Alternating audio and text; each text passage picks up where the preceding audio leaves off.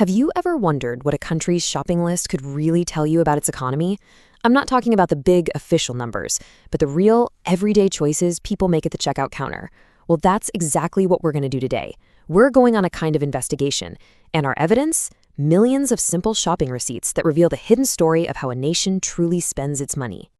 Look, we have official data, right? We have bank reports, government stats, but they all miss the most crucial details. They tell us how much money was spent, but they don't tell us what it was spent on.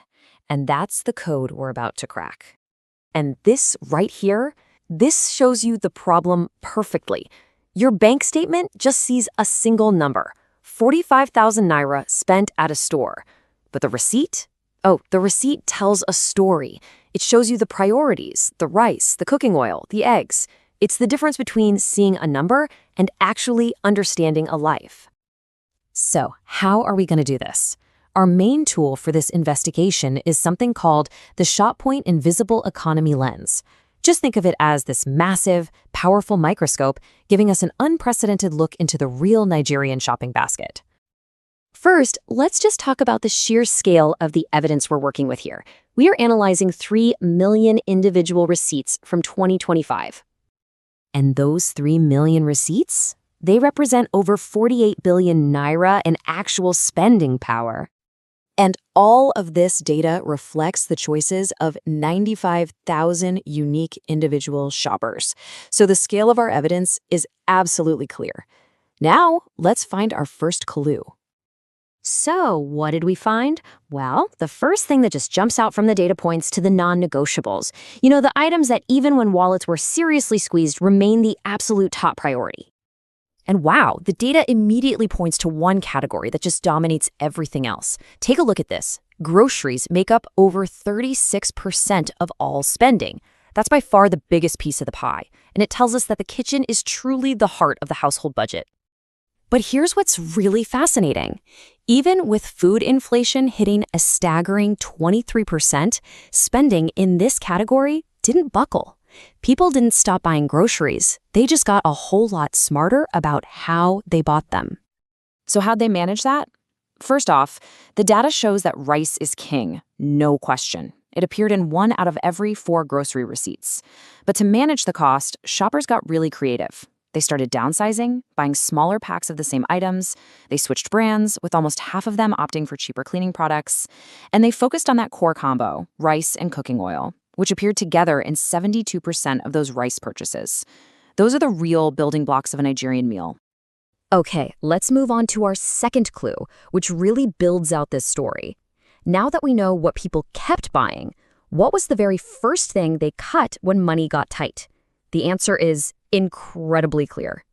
Get this, the data shows a massive 28% drop in visits to restaurants and fast food joints. And this wasn't just a small dip, it was a cliff. It's the single clear signal that consumers were feeling the pressure and making some really tough choices. And when you look at the numbers, the reason why is just simple economics. The average bill for eating out was about 33,000 naira.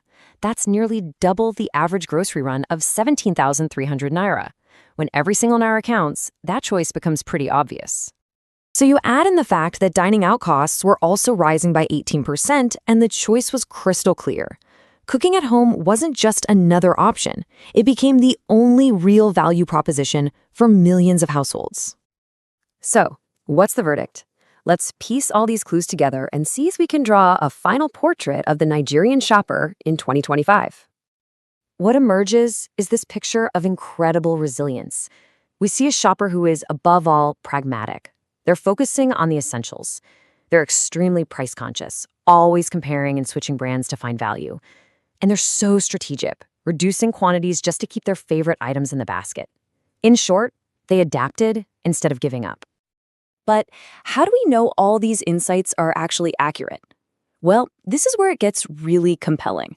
Our receipt data lines up almost perfectly with the official government stats from the Nigeria Bureau of Statistics, or NBS. The food inflation we saw at 23% is nearly identical to their 24.2%. And the prices for staples like rice and oil, they fall right in the middle of the official ranges. And that really brings us to the true value here. The official NBS data, it provides the big picture validation. The what?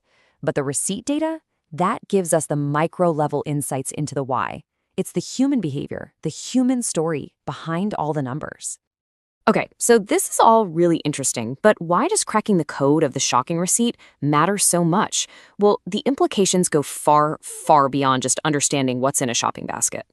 You see, understanding this invisible economy unlocks so much potential.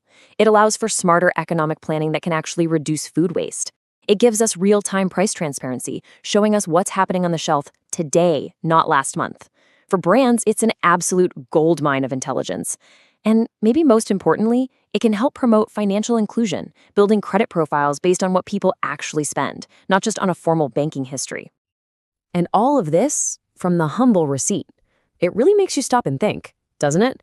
If 3 million receipts can tell the story of an entire nation's economy, what invisible stories about your own priorities, your own adaptations, and your own resilience are hiding right there in your wallet?